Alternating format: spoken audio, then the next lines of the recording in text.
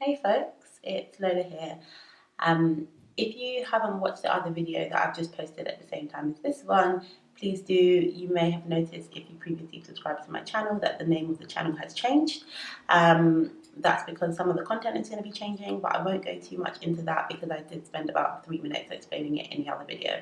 So do go and watch that, give you a bit more insight into my current state of mind and what I'm thinking. This video is going to be about me buying my first property, which was very exciting for me, and has been a bit of a whirlwind, an emotional roller coaster, if you will, but has left me like so proud of myself, not just for being able to save and do it all, but also for the resilience during the journey, to getting to here, not just in the buying of the property, but saving over like a period of time and prioritizing something and making a commitment that I want to be able to do something and put myself in a certain place financially, and coming good on that promise that I made to myself. I had, I think, about 4 months where I didn't use Instagram or any social media, not for any particular reason, just because I was busy with work and didn't really have the time. And the first post I made in April, when I bought my flat, was, hey, I bought a flat, I'm really proud of myself, hey, I'm a homeowner, kind of thing.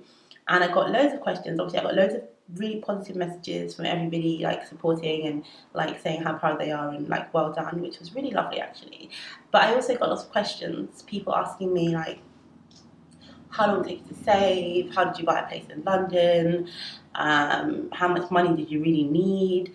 What was the process like? What are the fees like? What do I need to know in advance? And so I asked people like a number of times to submit questions that they would like me to answer. And having had all those questions, it became apparent very quickly that this is going to be a video that I need to do in parts. So stuff around the financial aspects, around the planning, around the saving, around the once you get into the property, the furnishing, the decorating, all of that kind of stuff, like credit and just stuff, finding the place, deciding where you want to live and how you go about searching for something. And so I'm going to make probably a few of these videos because I don't want to make a half-an-hour video. I've made one half-an-hour video in my very short YouTube tenure, and it was fine, but I just think it's better to have shorter pieces of information that people can easily digest. Saying that, this may end up being a half-an-hour video, but then at least it won't be a 2-hour video if I put all the content in. So let's get into it. I'm going to have to use my phone because some of the questions are here. Cool. Before I start on the questions, I'll give an introduction, right? So it's now the 24th of August. I bought my property, I completed on my property on the 10th of April. So just over 4 months ago now. And so I've had a good amount of time to kind of reflect, like calm down. I'm very settled in my new flat. I might put some pictures up of the flat in this video or in another video.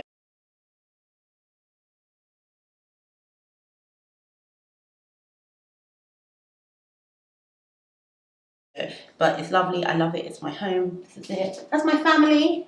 That's my family, my lovely family. But yeah, it is my home now. It feels very much like my home.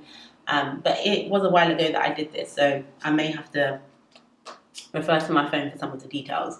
The key thing, to be honest, that everyone has wanted to know, on top of all the other questions, is about the financials. And I know sometimes there's these videos where they talk about buying a property and it doesn't really have much financial information, which is really key. So I'm going to try and share as much of that with you as I feel comfortable and as is possible, with some external factors. So hopefully it's helpful. The first thing that people wanted to know is how much did my flat cost? So I live in London. I'm born and raised in London, spent my whole life here. I spent a little bit of time in Ireland when I was a little bit younger.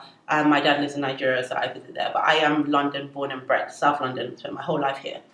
And so over time, I've become one of these people, and I didn't want to, but I am a little bit resentful, right? I'm like, look, I'm a pretty straight-laced person. I went to school, I got good grades. I went to uni, I got a good job. Like, I earned decent money, but it's still not easy. And so the kind of question I know a lot of people in London have is, do we really need to pack up and move out of London in order to be able to afford a property? And the question in some cases may be, yeah, like in the short term, I was going to say lucky, but it's not lucky. Part of it is luck, but a lot of it was hard work, to be able to afford a place in London. So I'm in South London. I live in the London borough of Lewisham. I won't go any more specific than that.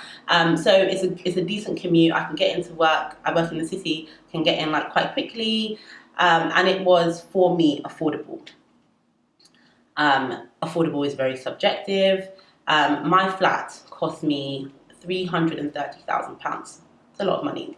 It was on the market for 350. I saw it on Rightmove and I called up the estate agent and I said, hey, I want to see this property. This is my budget. 350 was not within budget. My actual budget that I had set and agreed that I wouldn't go above was 325,000. That was based on what I had saved and what I thought I was comfortable taking out on a mortgage, and also what the bank would lend me. And so I came to see this property. There was a number of properties actually. I thought, let's just go see this for range. There, in the area that I'm looking in, there are a little bit further down, there are some houses, which some of them you can get for 325. And so initially I said to myself, oh, I want to buy a house. I don't know why I wanted to buy a house. I just felt like I want to buy a house. Yeah. And so I was looking at all these houses, which were like the ones that were in budget, and there was a few. You can buy a house in London for £325,000. You know, some of them weren't in the best condition. I found one that was in decent condition. When I went to see it, they had some wallpaper which was like strippers, pole dancers rather, silhouettes. It was strange, and they had fish tanks in every room. I don't know why, and there was a snake. Oh my gosh. Anyway, separate situation. There was just too many animals in the house. But it was possible for me to buy something within that. Not a lot, but possible. All the other flats in this area that I'm looking at were about £325,000. That was the budget, right? But in terms of square footage, my flat is 77 square meters. In the other places that I was looking at, they were around 54, 55 square meters. So mine is about 50% more than I had been looking at otherwise, but the price wasn't too different. So I said, you know, let me go. I spoke to my older brother. I've got lots of siblings, but my oldest brother is 10 years older than me, so he has a bit more experience, and he also bought a property many years ago when the price wasn't so ridiculous. And so I spoke to him. I was like, should I go and see this property? It is out of my budget. Like, what do you think? He's like, look, you're not. They're not going to get the asking price. They know they won't get the asking price. Just go and see it. See how you feel. So I came to see it, and I remember walking. I'm in my living room now, but I remember coming in here. It looked quite different at the time, and I remember just being like, whoa, this place feels massive. And I just remember like the estate agent that I went with. We'll talk about estate agents later. The estate agent I ultimately went with, it was wonderful, and actually ended up being like, we have some mutual friends, and he's just a really nice person and a very balanced individual, really lovely. But a lot of the other estate agents I didn't like as much. But he was just like, we'll put an offer in. And I was just like, yeah, but I can't afford it. And he's like, look, they will move from the asking price, but they're not going to move to zero. So you need to put an offer in. And I was like, that's true. But I just remember being here being like, oh, this place is amazing. Like, I loved it. Like, I fell in love with it immediately. And a lot of the other places, I was kind of like, I mean, I can live here.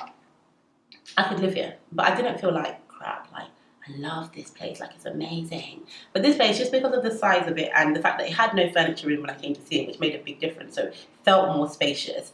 And I was only looking at the time at Victorian terrace properties, because that's what I like. I like the way they look. I wasn't super into new builds, not because like they're rubbish or anything, just because it's not my vibe. Long story short, been rambling for a bit. I put in my offer of 330. Remember I said my budget was 325.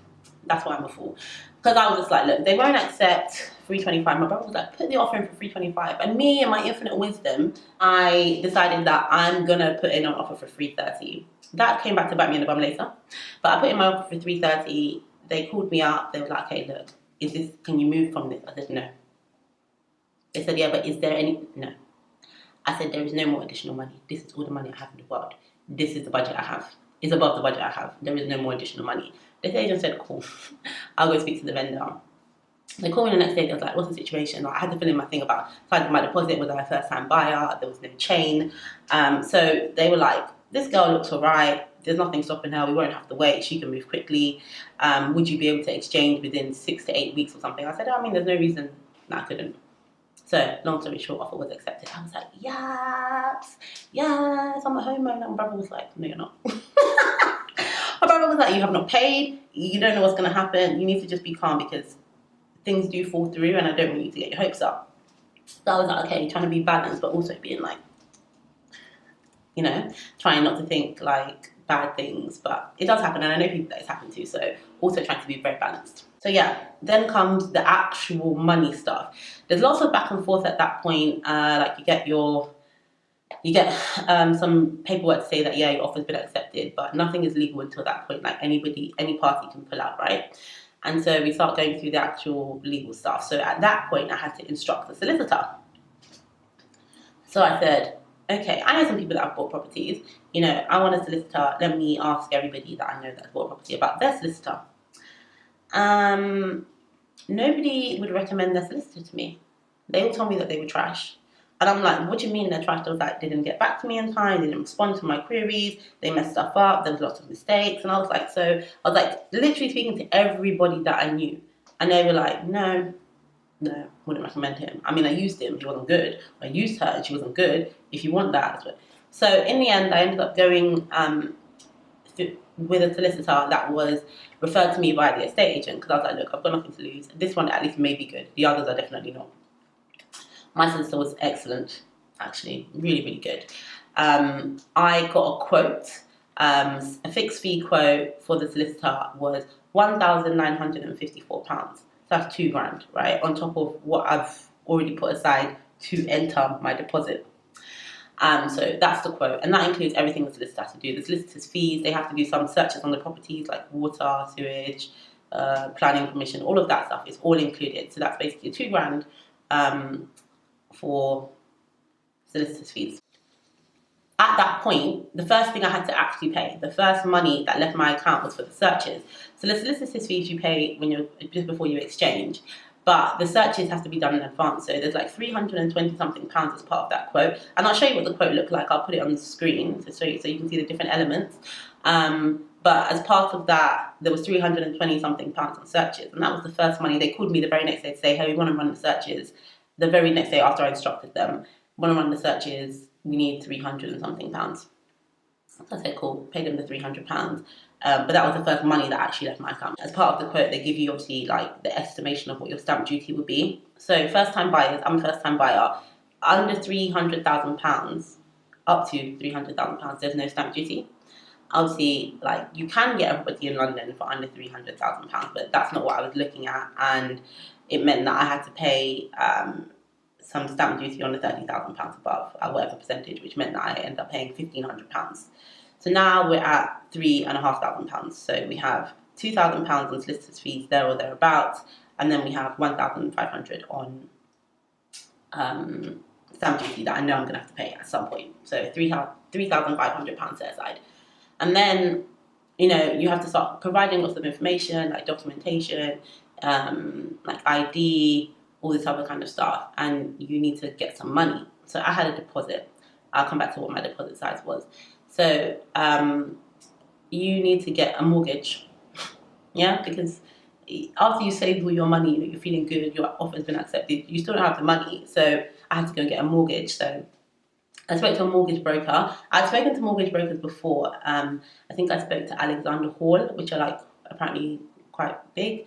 I know they operate in some Foxtons, and I'd spoken to them maybe like a year ago, and it was like £500 for that you pay them, not to give you the advice, but only if you go ahead with the mortgage. That's how they work. So I was like, okay, I might go back to Alexander Hall, but then somebody from the estate agent again called me and was just like, we have a fee of £399. So if you want to do that, then we can do a fee of £399 and help you find the best product. And I was very much like close to the line, so I knew I was going to need a really good product. It's not like the bank was going to lend me so much in excess of what I earned that I could go with, you know, I would have the choice of so many products. I'm like, who's going to give me the most money at the most sensible rate? So I was like, definitely going to engage a broker. So I engaged the broker, £399, so £400. So what? Right now we're at £3,900, right? And top, aside from my deposit that I know I'm going to need. And it's important to think about these things in advance, because obviously this, any money that you save, this is coming out of that money. So if you save 30,000, 40,000, 50,000 pounds, it's now reducing because you have these fees to pay. So yeah, 3,900 we're at now. I instructed my broker, started working on my behalf, asking me some really difficult questions. Like, they ask for your bank statements, and at that point, you feel fire in your chest because you delivered 3 times last week. So, like, I was just like, oh, so what do you think of the statements? And he actually said to me, like, it's not as bad as like some other people that are your age. So I don't know what that means, but apparently it wasn't bad. I am generally a sensitive person. What you should know about my spending, I don't drink. So alcohol is not really a big thing for me. I like to go out, I like to dance, but I can literally go out I can pay an £8 entry fee and drink juice all night and water. So I don't actually spend a lot of money going out. I like experiences, so I spend a lot of money traveling. So if you follow me on Instagram, you'll know that, like, any opportunity, I'm like, bye, I'm gonna go be in Cambodia now. So I spend money on experience, but day to day, I don't really have a very expensive taste. Like, I like to go out and eat with my friends, but on a normal, like, I went out with some friends the other day, went to Copper Club. Like, it's not, or I can go, we don't know, we can go to ping pong. Like, these are not really expensive places. Like, on a regular day, I'm not gonna go to Nobu or Hakkasan. Like, that's not really the kind of person I am. And I shop, I am into fast fashion. Like, I shop in H&M, Topshop, Zara. I'm not really into, like, high fashion. I don't really do, like, luxury brands or anything like that. I appreciate them, but for me, it doesn't really interest me in that kind of way. I appreciate them on other people, but I don't really spend a lot of money on bags or, like, shoes or anything like that. Like, most of my stuff comes from the high street. So in terms of spending in that kind of way, it's probably a bit easier for me because I don't have some of these vices that some other people have. So anyway, they look through your bank statements and they decide, like, what is affordable for you. So I remember he said to me, like, when they're coming up, they have to make a proposition to these lenders, right? And they kind of already select the lenders that they want to go with. They might, put some feelers out and say, okay, this is what I think we're going to go, and these are the options that are available for you. But I remember he was like, how much money do you think you're going to be spending on food when you live by yourself? And so I've rented in the past, but for the majority of time, I've been living with my mum, right? And so when he was saying stuff like, oh, how much money will you spend? I was thinking, okay, when I was renting, this is how much money I was spending. But also, where you're living with your parents, you have more disposable income. Your parents cook for you and stuff, so you're more likely to spend money. You're more likely to spend money eating out. So it's really difficult to understand, okay, if I didn't have the money or if I was in this situation, how would I behave? Because everyone just thinks, oh yeah, I'll just cut back if I need to. But the bank won't accept that because the bank will see that you have been spending £40 eating out every week. So they're going to say, okay, well, at least £160 of your budget is going to be spent eating out, which actually for me is not realistic, but that's how it is. So I remember he was like, how much money will you spend on your food shop? And I was like, I don't know, a week, maybe like £40 or something, maybe like, 150 every month or something. And I was like, even £40 is a lot. I was like, no, let's put that down to 20. I think I'm going to spend £20. He was like, so you think you're going to live off £80 in the month? I was like, yeah, why not? Make stew, make some rice, make some, F4. Spinach is not expensive. And he was like, I'm not going to put that down because based on your bank statements, you spent this much money in Tesco, you spent this much money in Sainsbury's. A lot of that was like the days that I couldn't even bother to make lunch and take it to work.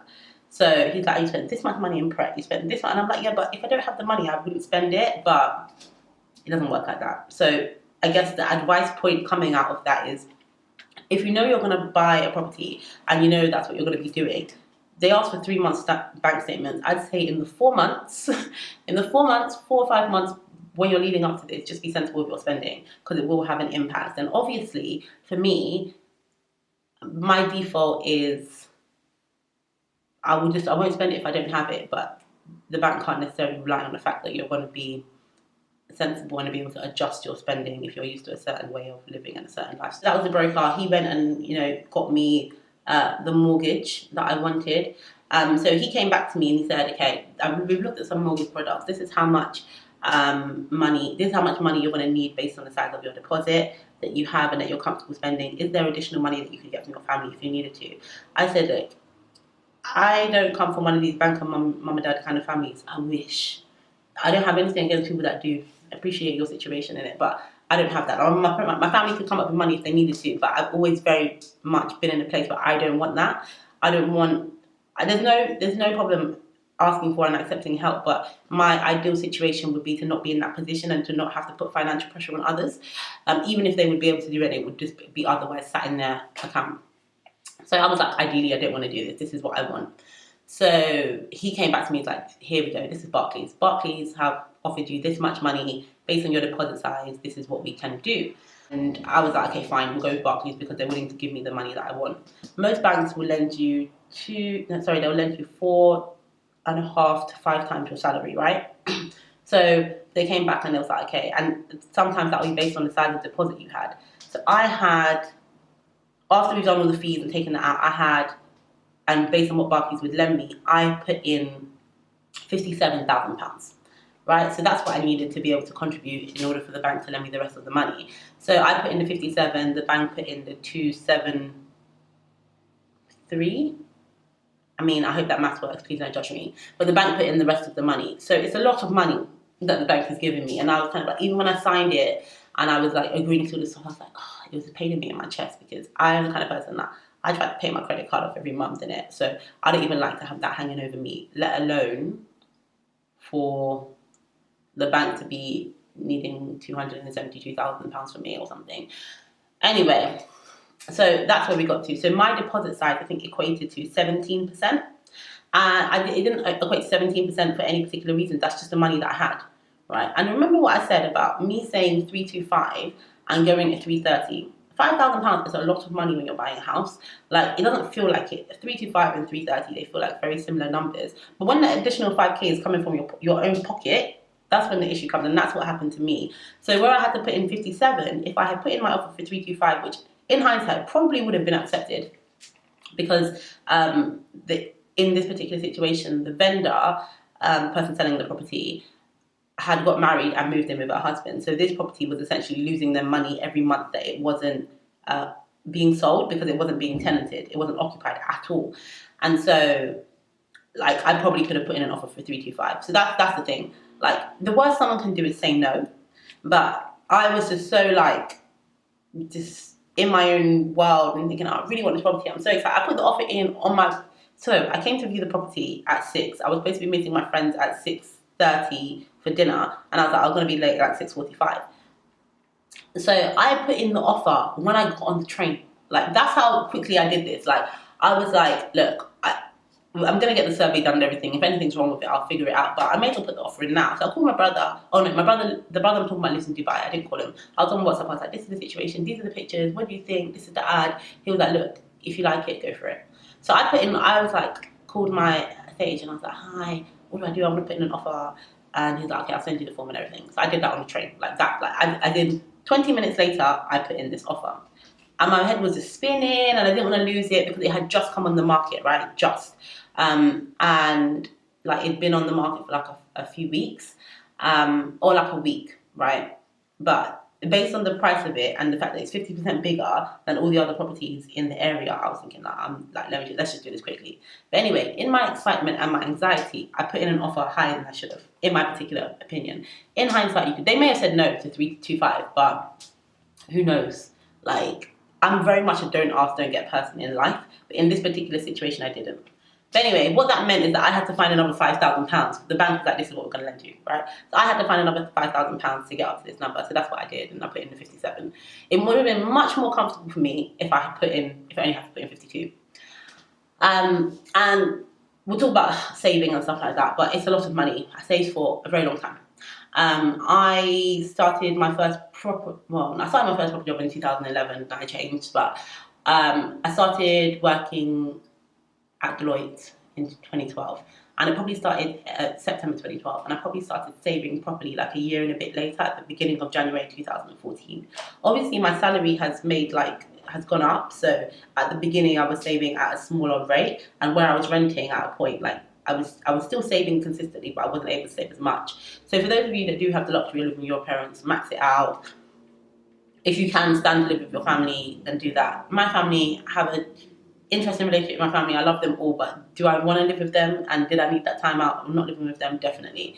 But it's weird because now I'm here, I miss them. But that's what it is. But if you can stay at home with your parents, in terms of saving, it makes such a big difference, because if you're paying like £700,000, £800,000, even £400 a month in rent, then that's all money that you could be saving. So where was I? So we have spoken to the broker. We've got the mortgage.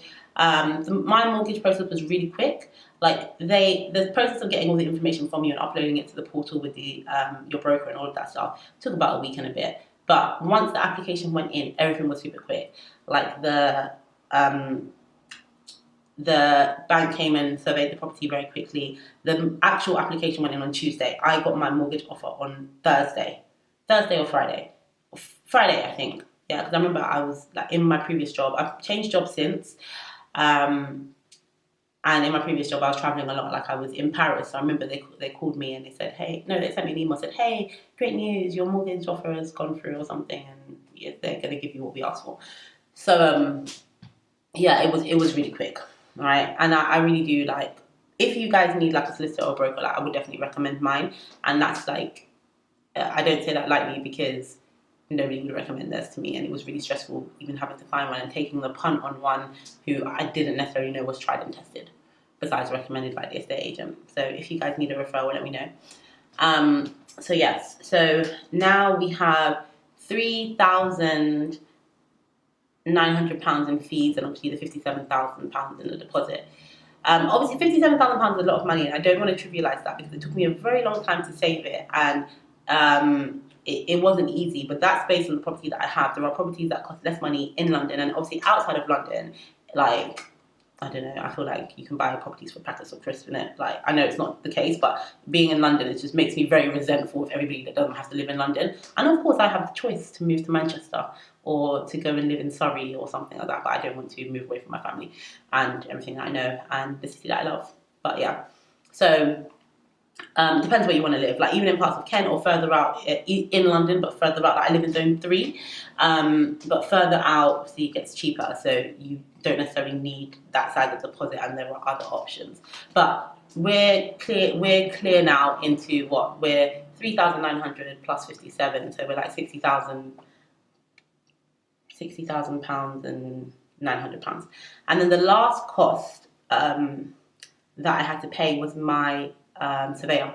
So I got a home buyer's survey done, which is, so I bought a flat. Yeah, so my property is a Victorian terrace. Why can't I get that right? A Victorian terrace property. It's converted, so it would have at some stage been some massive house, but now it's two flats, right? It's two bedroom flats, and so Lewisham Council, they have the freehold of the property, and I have a leasehold, which means that I don't have to care about the outside of the property. Like my lease is for the inside of the property, but in terms of like the structural stuff, that's all on Lewisham. So I didn't have to go and get a full structural survey done. I just had to get someone to come in and see kind of what the interior of the property was looking like and if there were any issues that they could see structurally from the inside.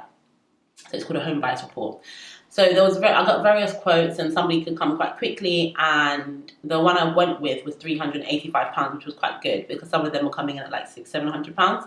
So £385 was the last real. So now we're into like £61,000 that I really put down in cash to buy this property. And that sounds like a lot of money, but it is very relative, and I want to stress the fact that it's relative. If I bought a cheaper property, I would have fit to automatically just say £1,500 on the fact that I didn't have to pay stamp duty above £300,000. Again, a choice that I made. And then if let's say you bought a property for £280 and you earn a certain amount of money, which means that the bank would lend you, I don't know, up to £250 or something like that, then you only really need to save £28,000. So, and then you might have the £4,000 of fees that I spoke about. So 32 and 61, like, do you know what I mean? It's like you could cut that in half by choosing the property that you want to live in. And in terms of buying property, everybody's always really focused on saving, and obviously you do need to be focused on saving because you do need a lump sum. There are ways where you can take that pressure off, but for me, the other thing that I feel like we don't talk about enough is earning what you're earning. So yeah, it's all well and good saving £40,000 to buy a property, but the bank will only lend you 4 to 5 times your salary. So if you earn £30,000, then the bank will lend you what maximum, and unlikely, unless you have a certain size deposit, they'll lend you 5 times. So on a £30,000 salary, the bank is going to lend you 150k. if there's two people in the same situation, that's fine. Like, you can do that. But if you're wanting to buy a property alone and you earn for £30,000, it's going to be more difficult. You'll have to really adjust if you're living in London anyway, you'll really have to adjust where you're looking to buy and stuff like that. So the key thing is about getting more money. And it's kind of going off topic, but if you know that you can spend 1 year doing a course that costs £1,000, that will mean that your next job can be £10,000 higher than you're getting now, then that's a no-brainer. Like, those are the kind of things, like, it's not about necessarily buying the property, but those are the kind of things you need to be deciding. Put the £1,000 of investment, get the £10,000 additional salary, and then get £50,000 more that you can buy towards a house, because the bank is going to times it by 4 or 5, right? So those are the kind of things that I feel like we're not necessarily focusing on, and those are the key things. Like, yeah, what you're saving and what you earn. Those are the two things that you want to really be thinking about when you're buying a property, in terms of financially, and then obviously where you want to buy it and who you're going to buy with is obviously very key. If you're buying it by yourself, then you really need to be focused on these things. But if you're buying it with someone else, there's obviously a little bit more scope. I'm going to summarize the key things, the key financial things. So my deposit size was £57,000, which is about 17%. I think the price of my property was £330,000. It was up for £350,000, put in the offer for £330,000. Should have been £325,000. I'll get over it eventually. My home buyer's report was £385. For my survey. My mortgage broker was £399. My stamp duty was £1,500, and my solicitor's fees all in were just under £2,000. Oh, that's the one piece of information that I forgot to tell you. Sorry. My mortgage payments, my monthly mortgage payments are £1,000. So very, very, very affordable for a 2-bedroom property, two really decent sized bedrooms for a property that's in really good condition. My mortgage payments are £1,038 a month.